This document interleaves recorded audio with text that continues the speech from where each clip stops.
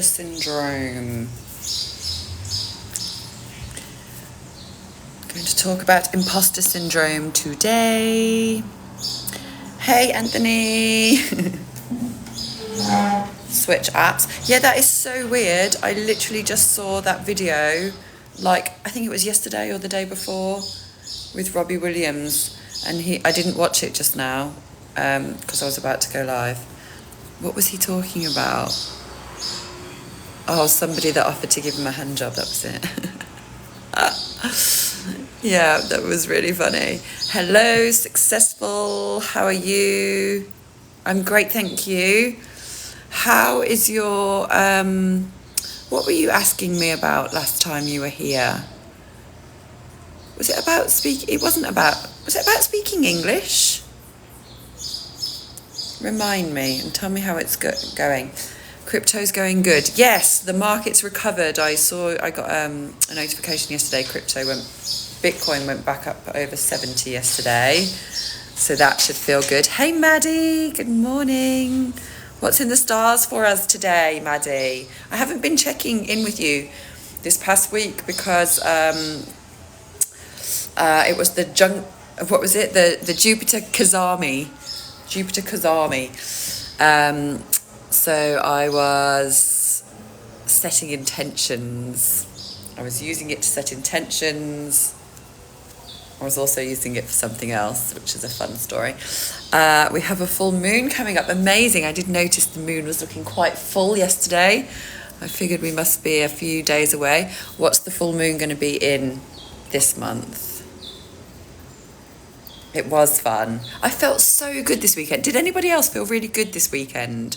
Like, even yesterday, Saturday, Sunday, Monday, all 3 days I just woke up like real chill, real like happy with my life, real just like, yeah, this is good.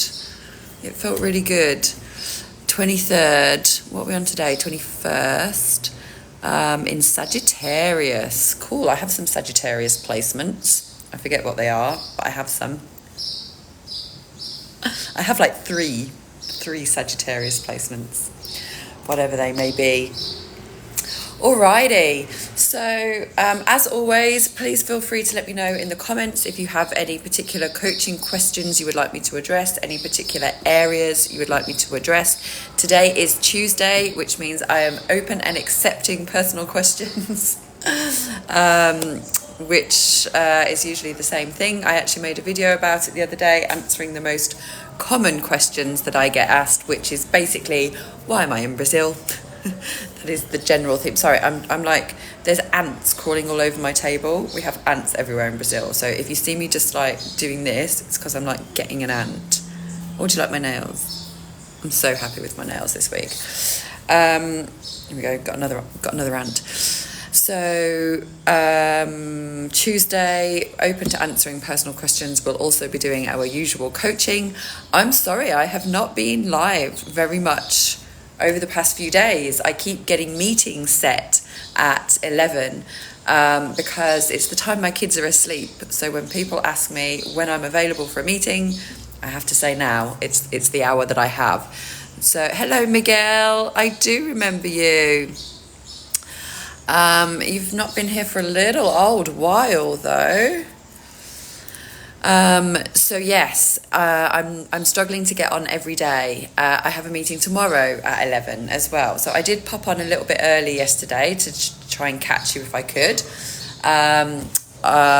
So I'm going to try and do that. If I have meetings at 11, I will try and hop on half an hour beforehand, if possible. If not, I'll try and hop on in the afternoon.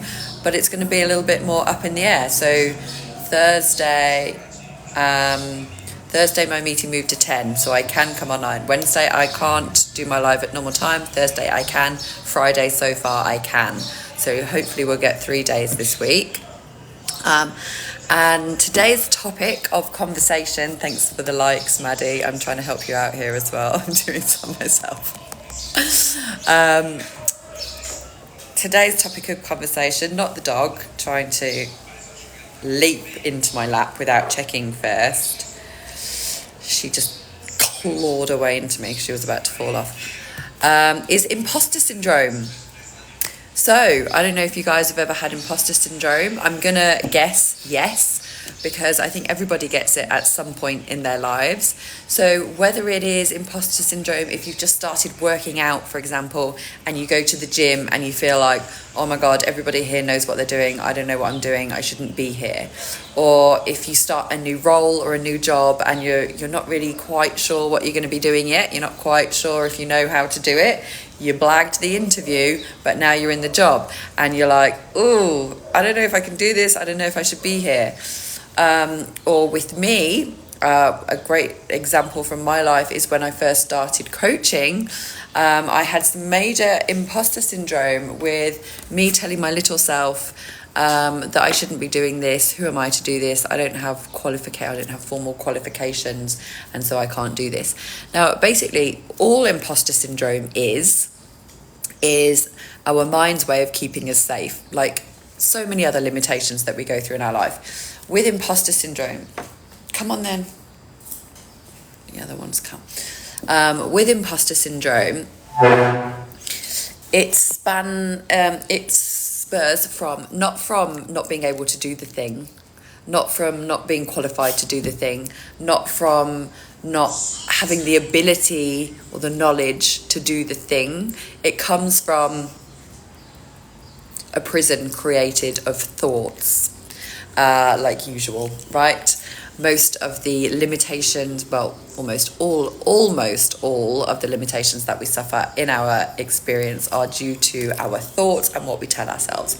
Imposter syndrome is just another one of those. So when I first started coaching, I had a list in my mind of all the things that a coach should have in order to be an effective coach, right? And like life experience was one of those things. Something helpful to teach was one of those things, and a qualification was one of those things. So in my mind, that's what I needed to be a proper coach. I needed experience and qualifications. Now, I leapt into coaching straight away. As soon as I figured out that that's what I wanted to do, I started doing it. So I actually kind of got experience quite quickly, and I was also able to draw on experience through the rest of my life, where I've always kind of played that role. I've always, in my friendship groups, been the person that people come to for advice, been the person that people come to be heard, and to ask for solutions, right? So I had a lot of experience, not professional experience, but I had a lot of experience, but I didn't have a qualification. And I've had a fairly academic past.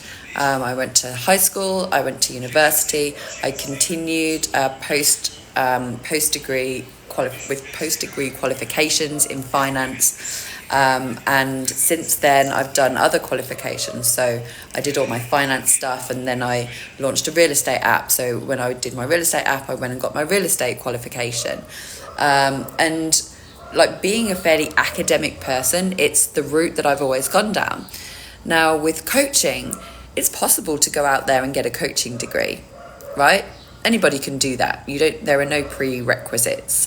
There's also no prerequisites to who is able to give out coaching qualifications. I don't know if you see this on your Instagram, but on my Instagram and TikTok all the time I see, get qualified as a coach here, get this qualification. Like, these are just random companies making a lot of these qualifications. The qualifications don't actually mean anything.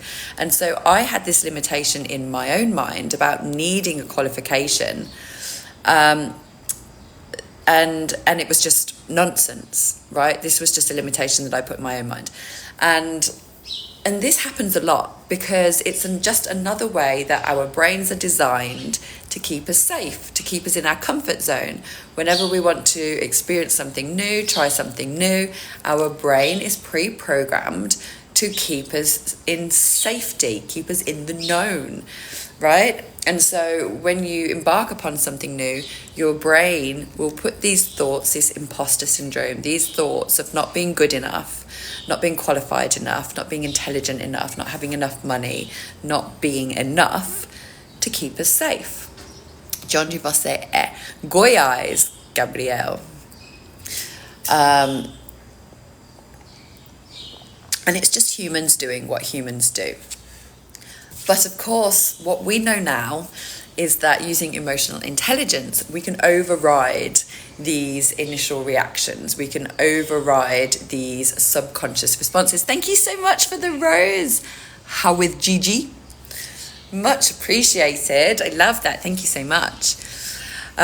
With emotional intelligence, we can override our subconscious programming.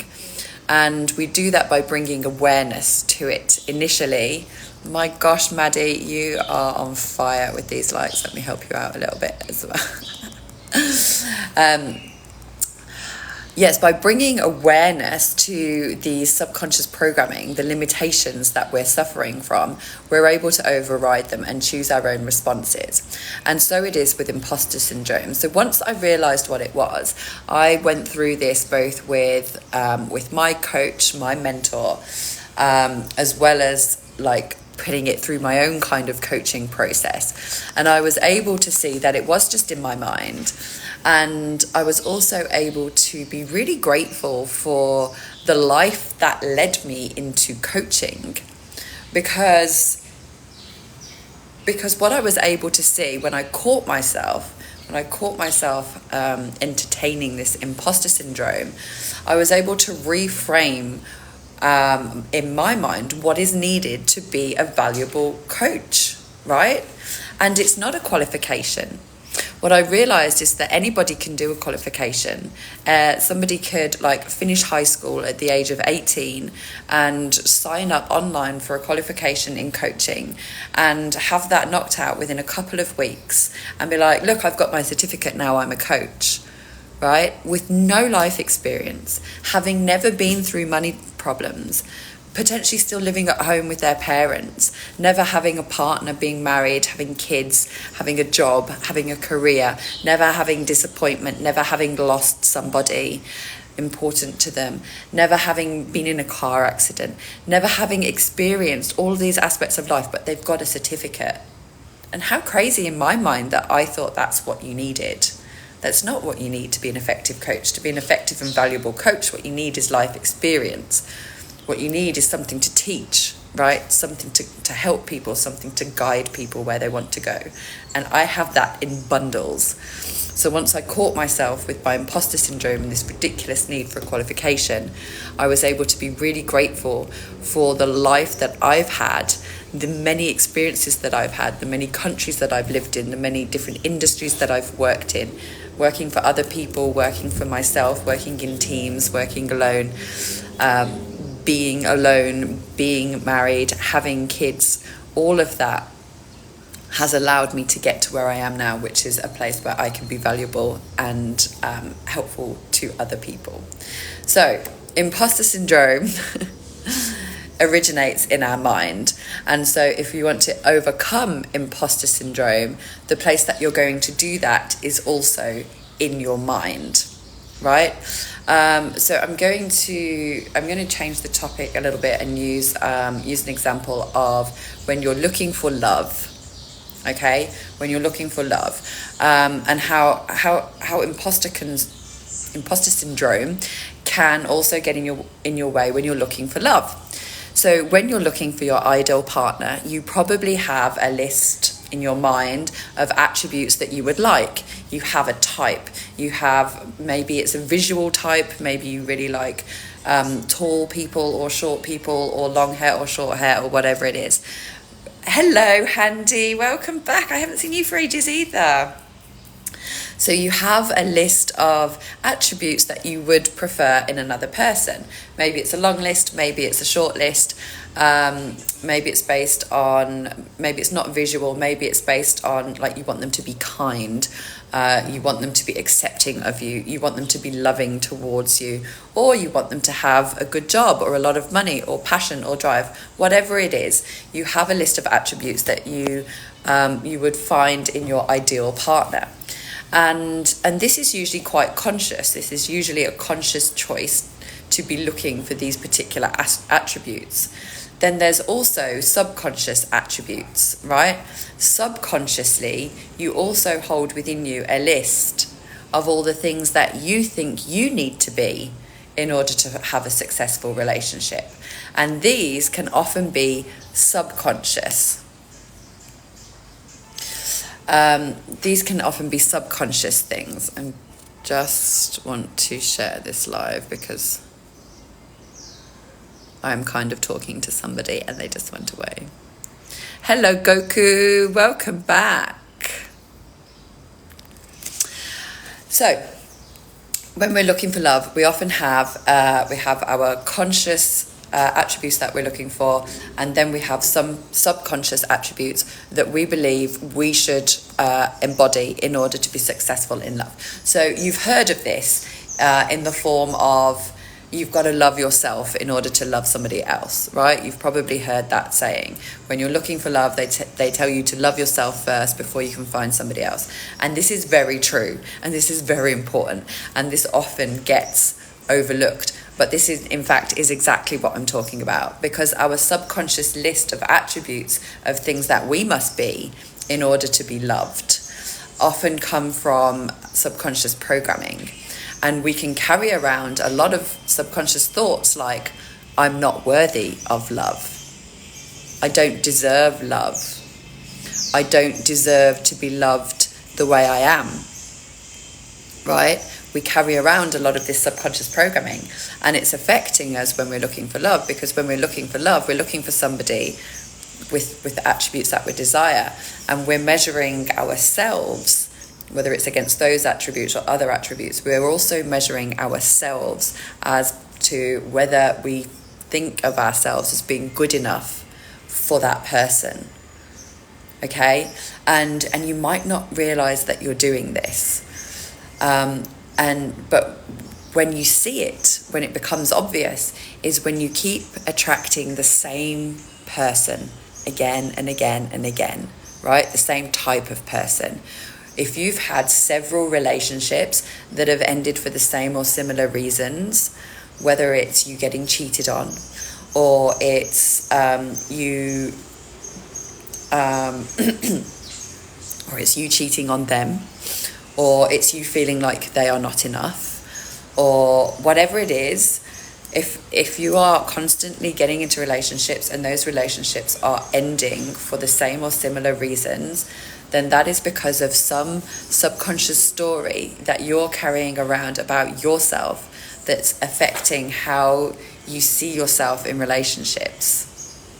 And sometimes you project that out onto the other person and you blame them, which is something that I did. So in my past relationships, a lot of my past relationships ended because I would just kind of get bored.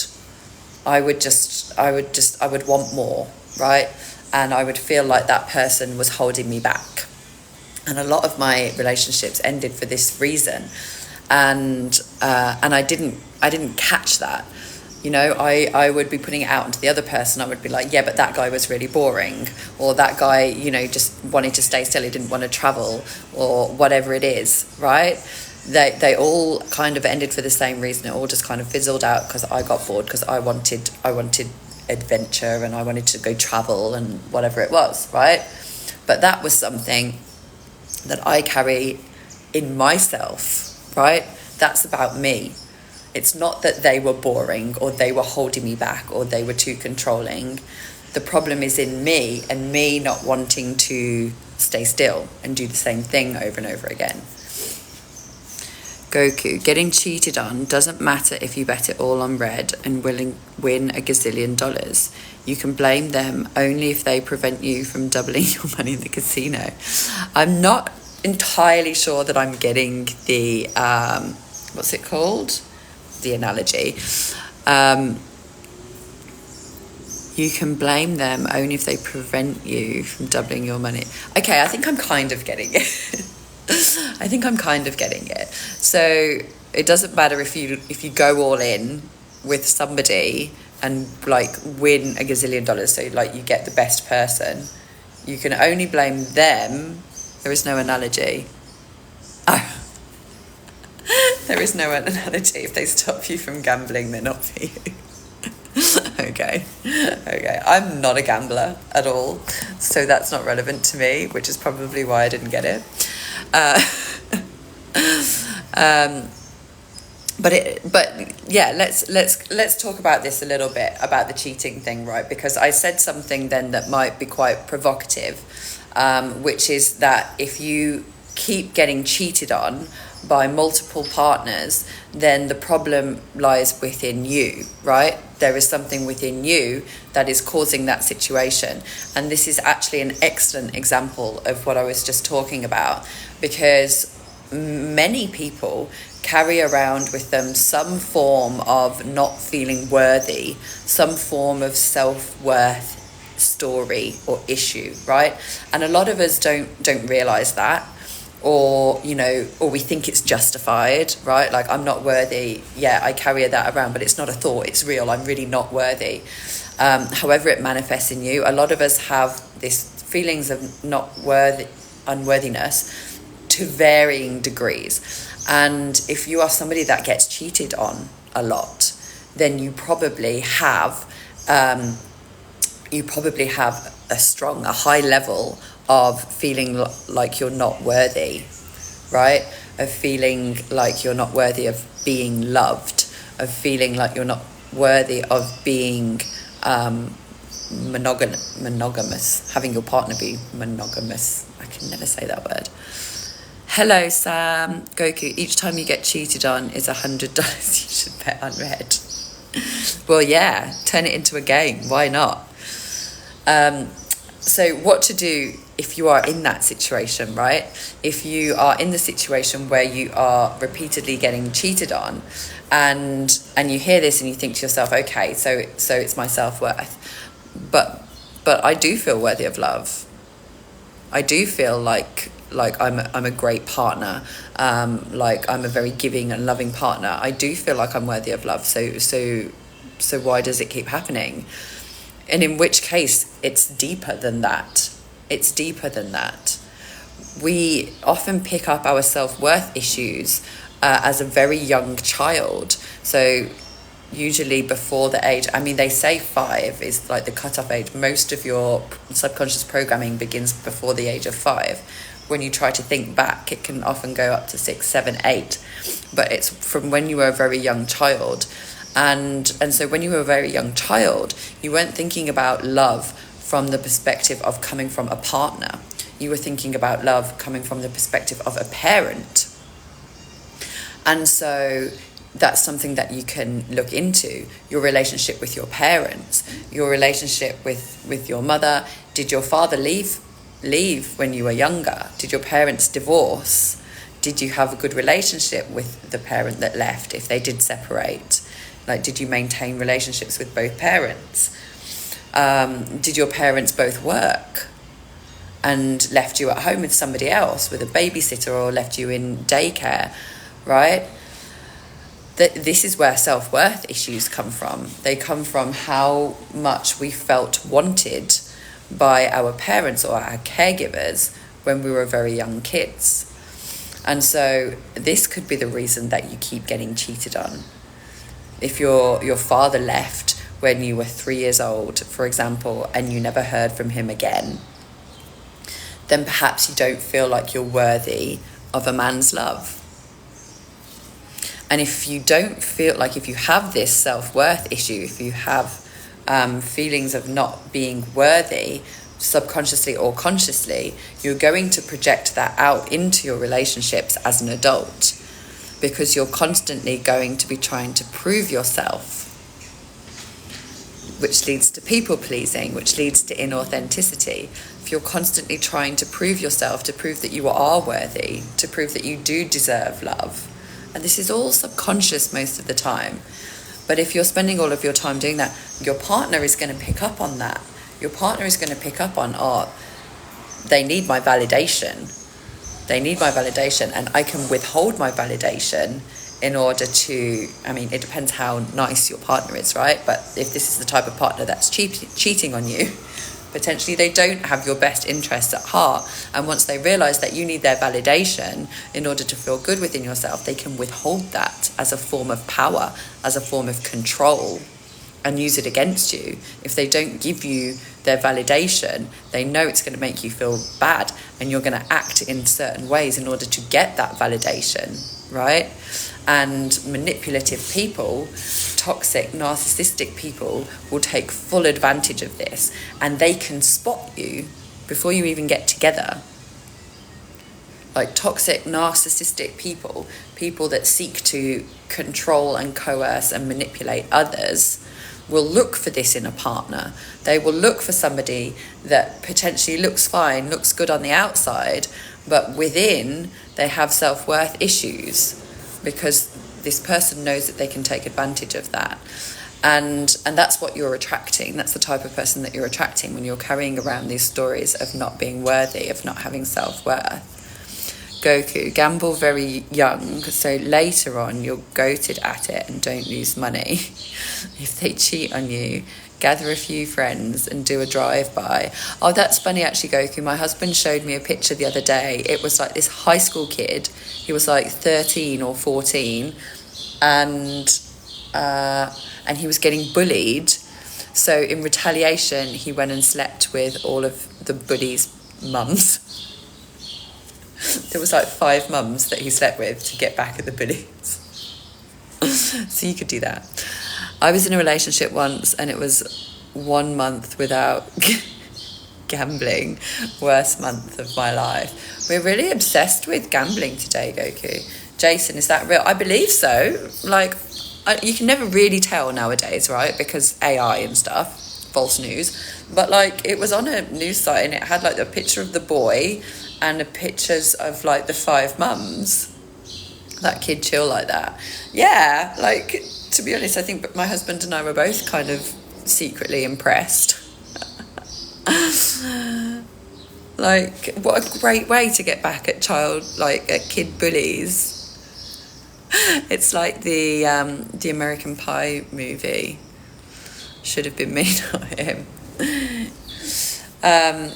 But yeah, so like that kid felt worthy, right? That kid was like, hang on, you're trying to bully me. I don't have self-worth issues. I know what I'm about. I'm going to go sleep with your mum and nip this in the bud. Why would a mum sleep with a 13-year-old? Yeah, well, 5 mums, right? 5 mums did this.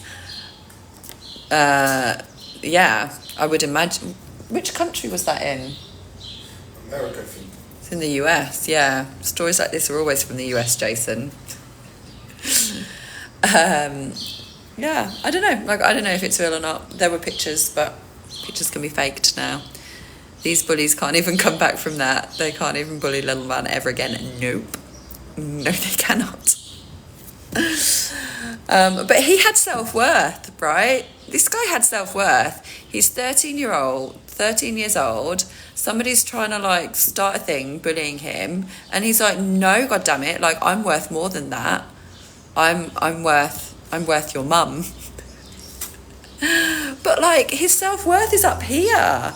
Like to even to have that thought and then to go act on it, right? Because he would have had to like start messaging these mums and like flirting with them, right? Like he would have had to get them to sleep with him. And like the self-worth that he must have had in order to like approach that subject with your friend's mum at 13 years of age, like good on him. Good on him. I approve. I don't approve with what the mums did. I totally approve with what the boy did. Hello, Bello. I'm watching you from my country, Brazil. I'm in Brazil as well. Love confusing people with this. Alrighty. I was concerned with watching Dragon Ball Z at 13. That's the Brad Pitt movie, isn't it? I don't remember it that much. My dad used to let me watch all the movies at any age. Some of them probably hadn't been a good idea. So do we have anybody watching that has any self-worth issues? That has any imposter syndrome issues? Anywhere you feel like you shouldn't be there, like you're not smart enough to be there, or you're not rich enough to be there, or you're not fit enough to be there, or you're not thin enough to be there. or anything like that. Otherwise, I got to keep talking. I should have gotten bullied. I don't think anybody should get bullied. I was bullied a little bit because I moved from Sheffield to Birmingham. So when I first got to Birmingham, actually not when I first got there, like the kids were like 8, 9 when I first got there, they were fine. It was more when I went to high school that I was different. I was different to everybody else. I saw somebody talking about this the other day, because we have a fear of being different, right? A lot of people have a fear of being different, have a fear of standing out, have a fear of like making themselves known or noticeable. And the video, the guy was talking about how the 97% of people in the world, like the normal people, right? The people that don't stick out, the 97%, they don't achieve anything. They don't achieve anything. They live their little lives, doing their little thing, like making enough money to survive. Maybe they buy a nice house, have a nice family, but they don't really do anything. They don't contribute to society. They don't change the world, right? Whereas if you're different, if you stick out, if you're part of the 3%, you're the ones that are going to change the world. You're the ones that are gonna ignite change and inspire change, because you're different. You do things in a different way. The normal people can't do that. And yet we all strive to be normal. Do those places not get along with each other? No, Jason, it's not that. It's just kids. It's just kids, right? Teenagers. So in the UK, you go to high school from the age of 11 to 16. And kids of the age of 11 to 16 are just not very nice. They're not very nice. They don't want you to be different. Yeah, being different when you're a teenager is like double hard, because other kids do not support that. Other adults don't really support it either. Biceps. I think I'm doing Life is All About Money and Women and Gambling, right, Goku? Shout out Guts from Berserk for this absolutely real quote.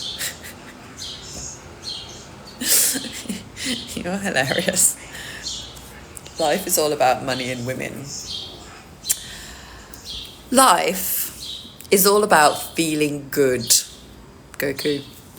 Life is all about feeling good. Not just feeling good, feeling. Let's cut it. Life is about feeling. Sometimes it feels good. Sometimes it feels not good. Money is a tool to exchange for feelings, right? Why do you want money? Why do you want money? You want money so that you can buy stuff, right? What do you want to buy? You want to buy a nice car, you want to buy nice clothes, you want to buy stuff that makes you feel good. Money is a tool to make you feel good. And women, what about women? Why do you like women? Because they make you feel good, right? You look at them, they look good, you hook up with them and they feel good. They give you good feelings. They like you back, that makes you feel good. It's all about feelings. That's what life is about, trying to get feelings and getting as many good feelings as you can. Or disassociating from the labels, good and bad, and just getting feelings. Every man will feel good when he has money and women, right? I mean, every straight man. I don't know if having money and women would help for gay men. But yeah, I would imagine that's true. The majority of men, if they've got money and women, they have all the ability, all the access to good feelings. A lot of the time it feels bad. What does? Life. Money is meant for flexing on people with less. Money is meant for flexing on people with less. No, Goku, that doesn't lead to good feelings, ultimately. A lot of the time it feels bad. Do you mean life, Jason? Hey, Hadir. Oh, you came on a little bit earlier today, so we can talk. I say all this, but I'm broke with no hose. It can still make homosexual males feel good as women can be their best friends. Yes. Oh, yes. 100%. The Verve. Yeah, my husband was just listening to a video. The Verve was in the background. Good pickup. He's quite far away. I'm excellent. Thank you, Hadir. How are you? We were actually just talking about love. We were talking about how our self-worth can make us unlucky in love. I'm lucky today. Oh, excellent. Tell me more. I am delight. I must confess you are beautiful and blessed. Thank you so much. I appreciate you. Hi, Isal. So yeah, life is all about getting good feelings, and often the way that we get those good feelings is by spending money. I definitely get good feelings when I spend money. I love spending money. Do you know what? I've actually got some like bills to pay, and they're not due just yet. They're due like next week, and I'm like eager to pay them. I love like organising money, and paying bills is part of that. That's all right, Albatross. You don't need to say hi when you come in. Once you have a lot of money, bet it all on red. Goku, why are we taking money advice from somebody that's broke? Especially somebody who gives the advice, do bet it all on red. It can be a problem sometimes. Love. If somebody is a shopaholic who maxed out their credit cards, yes. Oh, yes, it can be a problem. It can be a problem. And yes, I definitely have spent too much money sometimes, because you chase that dopamine hit. When you buy something, you get the dopamine hit from like having the new thing, and then you go chasing after it again. But this is why it's important to make inspired purchases. Consult with your intuition about whether purchasing that thing is going to help you expand and grow, whether it's by spending too much money, or by buying something that's slightly out of your comfort zone, right? We did this exercise when I was on the retreat. Oh no, it wasn't when I went there. They did it after, where they went to a luxury store. I can't remember what store it was, but like actually walked into a luxury store and asked questions. They were talking about watches, but so many people actually don't even feel comfortable walking into a luxury brand store like a Gucci or a Prada or something, right? They think, oh my God, like that shop's for other people. And even if they have enough money in their bank account to buy something from Gucci and Prada, they feel they got imposter syndrome, right? This is what we were talking about earlier. They get imposter syndrome about being in the Gucci store, even if they have money to spend there. I'm not this way. I love going into the Gucci store. I will definitely go in there even if I don't have money to buy anything, and just pretend that I do. Because that makes me feel good. So I see. Okay, Hadir, update. So I saw her, but this time it's different. Ooh, I think she's not afraid, maybe. Hadir, tell me more. So Hadir was on here the other day, talking about unrequited love. And we discovered that perhaps it wasn't like unrequited love through choice, but more through fear of the circumstances. And so we did some work on trying to let go of the fear, but we also did some work on Hadir being authentic to himself, being true to himself and what he wants. And so I'm excited because it looks like it may have worked. I think she's not afraid anymore. So this happens often, right? When we have an issue with somebody else, we have a tendency to put all of the blame on the other person, right? It's the other person's fault. So with Hadir, it was unrequited love. I have feelings for this person. She doesn't feel the same. That was kind of how he was seeing it to start with, right?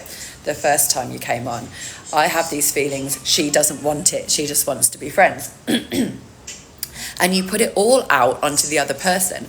But once you start looking into it, once you start looking at the situation as it is, what you realize is that you have responsibility for what is going on. You have responsibility for what is transpiring in your reality, in your experience. And it's incredibly difficult for people to accept this a lot of the time. They don't want to take responsibility for having created the situation they're in. They want to put the blame onto somebody else because it's easier, because then it's not their fault, right? But when you look at it, so in Hadir's case, it wasn't that the love was unrequited. She didn't have feelings for him. The problem was that he was unsure about what to do about his current situation. Correct me if I'm wrong. I'm kind of filling in a few blanks here. But from what we talked about, Hadir was unsure what to do about his current situation, given he already had a partner, right? He has feelings for the other person, but already had a partner. And so within himself, Hadir was probably projecting that out onto her. So it was not that she didn't have feelings. It was, in fact, the fact that he felt fear around the situation because of already having a partner, right? The fear of getting caught, the fear of hurting the other person, the fear of, you know, if I get caught, do I have to have a divorce?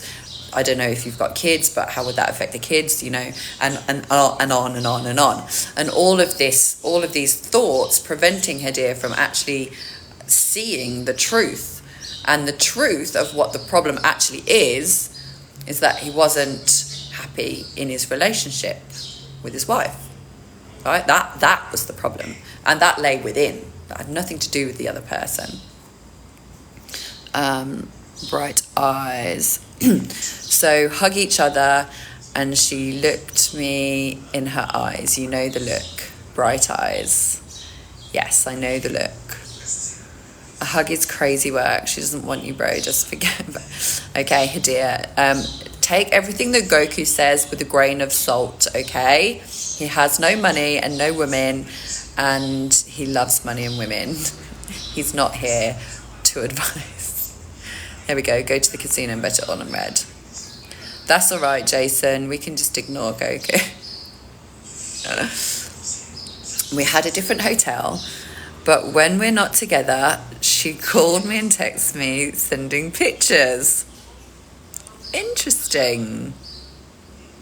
Goku, what do you mean nonsense? So, yeah. Okay. So, yeah, it's back to what I said. It's back to what I said, Hadir. This was never about her. This was never about her. This was always about you. And it's not just what you project out onto the other person, i.e. you saying she's not interested when that's not the problem. It's also about how you feel within yourself and your self-worth. So let's say, for example, that she's super interested in you, right? She wants you. She's ready to divorce her husband, move to your country and make a go of it right away. Okay? But what she's getting from you is that you're unsure, because you are unsure. I don't know if you've decided what you're going to do about your marriage yet, but if you haven't decided, then you are unsure because you haven't decided yet, right? And she can see this. She can see that you're still with your wife, that you haven't taken the necessary action in order to move your relationship forward. And so she's responding to what she can see, right? Which is that you're unsure. So even if she was 100% go, let's do this, let's just be together, let's be in love, what she's getting from you is, I'm still married and I'm still afraid, I still have this fear, and I haven't decided yet what I'm going to do. That's what she's seeing. So she's not going to be able to show you that she's ready to go if she's seeing all of this fear and unsurety. I don't know if that's a word. Hi Van Millie, what's up? Yeah, she's just an NPC. All right, Goku, I might skip over your comments for a little while. And that gave me more things to think about. Yeah, Yeah, like you've got a lot to think about. So it looks like the situation now is that she does want you. She does want you. She's ready to go by the looks of things. So now, Hadir, it's back to what I told you last week, right? It's back to you figuring out exactly what you want and then being authentic to that. So if you want to break up with your partner, because you want to break up with your partner, because it doesn't feel in alignment, it doesn't feel good for you anymore, not because you want somebody else, because it doesn't feel good for you anymore, then you need to go take action on that. If, however, you feel like, you just had your head turned by something pretty in the distance, but maybe that's supposed to alert you to the fact that you do want to make it work with your wife, right? That actually you do choose your marriage, then that's another route. Then you know what you've got to do from there, right? You've got to contact with the other lady. So everything's just pointing back to you, Hadir. Like everything's coming back to you needing to know what it is that you want, and you then being authentic to that. Real question, let's see, shall we? How do I get with a woman that's married and double my age, and she may or may not be my friend's mom? So Goku, I would recommend that you Google this 13-year-old guy that slept with his bully's parents and ask him that question, because he is an expert. I do not know. I'm afraid I have never experienced having to woo my friend's parents, mother, anyone. Saulo, I love white women. Excellent comment. Great. All right, guys, we're heading swiftly to the end of the live. If you guys have any serious coaching questions, Goku,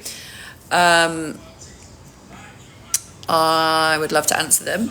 So I'm really busy this year, and decide what I have to do. It will be after Olympic Games, Paris 24. Is that what the Olympic Games are this year? Fun. You're really busy this year, and decide what I have to do. Okay, Hadir. I can see that you are trying to make a decision here, right? I can see that your intention is on the right track. However, all you're really doing is putting the decision off. I hope you can see that. You are deciding not to decide yet, and that's not a decision. Nothing will change between now and then. Nothing will change. When I say that nothing will change, obviously external circumstances will change. What I mean is nothing will change within you between now and then. I'm not saying you can't do that. Like, if you want to wait. What I'm saying is, whatever reason you're telling yourself you need to wait, i.e. that you're busy, that is not a reason. You're waiting because you don't want to make a decision, because you're afraid, probably. The English Brazilian girl, that's me. I'm player at national team for fencing. Oh, fun. Fencing. So you're going to go to the Olympics for fencing? That's amazing. Good luck if I don't see you again. Yeah, I don't know why I made an assumption when you said about playing that it would be football or something, which I think is also why I assumed it was a male-male relationship, because I assumed you were on a football team. Stupid assumption. There's like hundreds of sports. I don't know why I just assumed it was football. Well, it's because I'm an English Brazilian girl, isn't it? Yeah, so Hadir, I appreciate that you've tried, right? Right now I'm busy with training, camp and travel all the time. I get it, right? Those are excuses, though. Those are excuses. Because how long does it take to make a decision? It takes that long. It takes that long. It takes that long to make a decision. And I get that following the decision, there may be work to do, particularly if your decision is to leave your wife, right? There's going to be stuff to sort out. There's going to be separation of stuff. There's going to be finding a new place. There's going to be all the stuff that comes with a breakup, right? And I can see that it seems like a good idea to you to put that off until after the Olympics, right? Hey, Mary Luz! I'm ending. You always hop on at the end. It's not that easy. No, it's not easy. It's not easy. Like, what even is easy, right? It's not. You're talking about when I said it's this quick to make a decision. Hadia, you're wrong. I'm sorry, you're wrong. It is that quick to make a decision. What takes a long time is all of the self-talk that goes on afterwards, right? All of your mind trying to talk you out of it, all of your logical brain saying, yeah, but what about this? Yeah, but what about this? That's not part of your decision-making process. That is part of you talking yourself out of the decision that you already made. The decision takes a split second. You ask your intuition, hey, do I want to be in this relationship anymore? Your intuition answers, do I get a yes or do I get a no? Or you do it with kinesiology. You do the muscle testing. Put your arm out. Do I want to be in this relationship anymore? Have somebody press down on the end of your wrist with 2 fingers. If your arm locks, it's a yes. If your arm moves down, it's a no. You can make a decision, or you can, like, all of these tools that I'm giving you, asking your intuition, doing kinesiology, they are ways of getting access to the answer that's already inside of you. The truth is that you have already made your decision. You have already made your decision. What comes after is the logic, is the reason, is the nonsense, is the brain talking, is the mind, is trying to keep you safe, is trying to keep you small. Understand? Yeah, you got it. You've already made the decision. All you need to deal with now is the after part. You look good today, thanks. I've started doing my hair and makeup for these lives. Actually, I've just started doing my hair and makeup every day. I feel so much better about life when I have like my nails done and my hair and my makeup done, even though I just stay at home all day. It just makes me feel good, and that's what life's about, right? Feeling good. That's what we're trying to do here. It turns out you don't always need to spend money to feel good. You can just put some mascara on. Jason's job starts in a fortnight. Amazing. So when will that be? We're at like the 21st, so like the 7th or 8th of May, around then, probably the Monday. I like to know this because I'm very good at remembering dates, and I'm going to remember to wish you luck. Does this mean you're not going to be joining my lives anymore, Jason? No worries, Hadir. I'm so happy that you came a little bit earlier so that we were actually able to like work through a whole topic at once. So I appreciate that you came on a little bit earlier, and please do come back with more updates. Ultimately, I think one of my favourite things about coaching is that I just love knowing what's going on in people's lives. I do. I'm really nosy. I love knowing about people's lives. I love looking in people's houses. I love knowing stuff. Yes, keep me updated. 4th, Tuesday the 4th. Okay, I'm going to remember. Tuesday the 4th, and you will still come on my lives. Amazing. I would miss you if you weren't here, Jason. You are my... I think you are definitely the person that has asked me most questions ever. And I enjoy texting you. Fantastic. I enjoy having you, Hadir. I love a juicy problem. Sorry, I'm not trying to diminish your problems, but for me as a coach, the bigger and juicier the problem, the better for me. All right, guys. Thank you so much for being here. I will... So, hang on. What day is it? Wednesday. So, tomorrow, I think I can be live, and Thursday. I think I'm going to be back my normal time tomorrow and Friday. And I'm going to keep you posted about other days because, yeah, it's getting a little bit hard. Hang on, today's Tuesday. Today's Tuesday, right. I'm not going to be here tomorrow. I'm going to be here Thursday and Friday. I have a meeting tomorrow. I will be here Thursday and Friday.